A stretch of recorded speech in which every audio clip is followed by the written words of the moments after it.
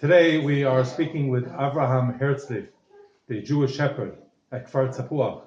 Avraham, today the Vice President of the United States, Mike Pence, spoke at the Knesset. Did you hear his speech? What do you have to say about that? I wasn't in the Knesset. I never get there. I'm a shepherd.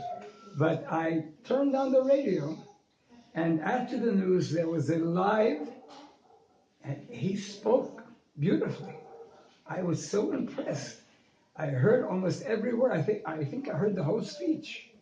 And I was really impressed by this man. What were you impressed with in particular? Do you remember any? He was articulate, but that's not the point. He spoke from his heart, not from his mouth. And he spoke things that, I want to tell you something, it's hard for me to say this.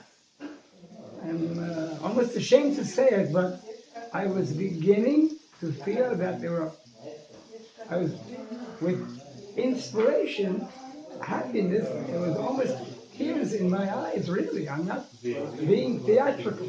I'm telling you, I'm a person that doesn't like to cry. I'm in the field. I'm doing the work I've done for more than 40 years. And he impressed me. Was there anything in his speech that you found that you did not agree with? I'm glad to get to that point. I have to get to that point because I'm sure this man, he's the vice president, but above all, he's a man and he's worried about other people. I'm a special person. Why? Not because I have money or intelligence, because I've been a shepherd for more than 40 consecutive years. There's no other person in the state of Israel that can say this. I'm almost positive. When you're a shepherd, excuse me, I'm talking to this very important person. He's important. Why? He lets me speak about things that are in my heart. So please, I lost my daughter and my son-in-law. Within 4 minutes, they were both killed.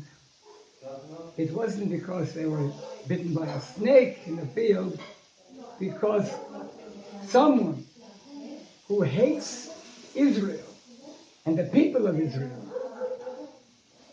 shot at them from a long distance because they're cowards, these people. And they were driving back from Yerushalayim. They were in Yerushalayim, not Jerusalem, Yerushalayim. If you say the word properly, it's not Jerusalem, it's Yerushalayim.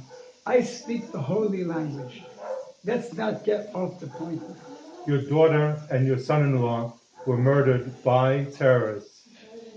And how does that connect to the... I call them the haters of Israel. The haters of Israel. That's English.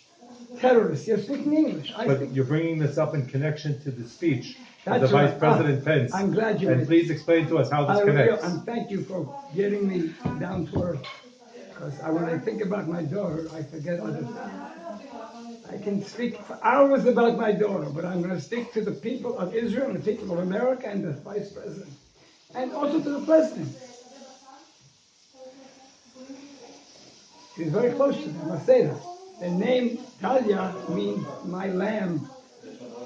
I'm a shepherd. What is more beautiful for a shepherd than a lamb? She was almost perfect. She was beautiful. 6 children were made orphan within 5 minutes. So let's get to the point. Mr. Vice President, you don't want bloodshed. There will be bloodshed. There will be no stopping of bloodshed. There's no such thing as a two-state solution. And the Vice President spoke about this in his speech. I think those are the words he used, two-state solution. I'm almost sure. Because I'm very weak in my English. I haven't spoken English in so many years. My children are angry at me because I didn't teach them English. We spoke Hebrew. So I think those are the words. So you are disappointed that Vice President Pence spoke about the two-state solution in his speech in the Knesset. Disappointment, that's a very weak word. There can be no living together. Perhaps, if they separate from Israel, really separate, go a distance, 500 kilometers, which is not to be on our border where they can throw rocks and shoot missiles at us. That is not the solution. But what about But Judea and please let Samaria? me finish this point, please. If they are at a distance of, and for a few years they stop indoctrinating their children, in kindergarten they're taught to hate and to murder Jews. So we want to sign a contract of peace with them. It would take years to change them. But it can be done. do you believe that it is realistic to allow the establishment of a Palestinian state in Judea and Samaria, what they call the West Bank? How do you ask that question? After what I said, how can you ask me that question? It's a joke. A joke. It's a joke that makes you cry because blood will be spilled. Hundreds of Jews are going to be massacred with a knife. They do use knives.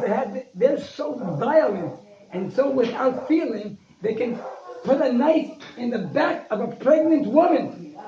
Even in her stomach, they can put a knife. The two-state solution suggests moving all of the Jewish people out of this area, Judea and Samaria.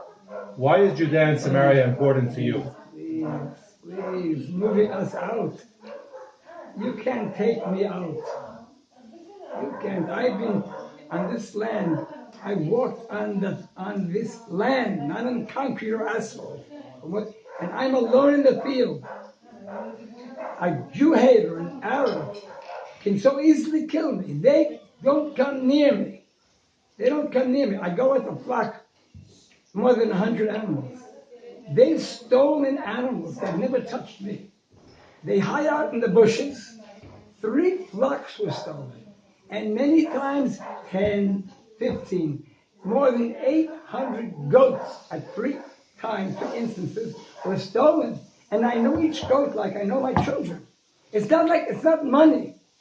It's like my children. I can prove this from a verse in the Bible. And that's the point I'm trying to make, Mr. Vice President. You believe in the Bible. Who was given this land? The seed of Abraham, Yitzhak, and Yaakov. Not Abraham, not Ishmael. Please, Mr. Vice President, I invite you to the land. You can come with the helicopter. There'll be no threat upon you. Stand with me on the land as I stand for years and years and try to understand what the average person understands. So you mentioned that this land is the land that Abraham, Isaac, and Jacob were here. When I was unreligious in the States, I heard a beautiful song. I used to see a lot of films because I was interested in filmmaking. There was a film called Exodus, and there was a song so beautiful. This land is mine. God gave this land to me. This land is not Palestine. It's the land of Israel, for the Israeli nation only. What do you expect from Mike Pence, the Vice President of America, as a man who believes in the Bible? Yes. That impresses me very much. Why am I doing this interview? Because I was moved by his words. I heard his words, I didn't see his. It was radio, it was live. He was speaking live. And that's why I think there's hope, because he is a sensitive person. That's what happens to people when they get a lot of honor. They lose sensitivity. But I feel he is a special person. So what is your message to Vice President Mike Pence? Come and visit me.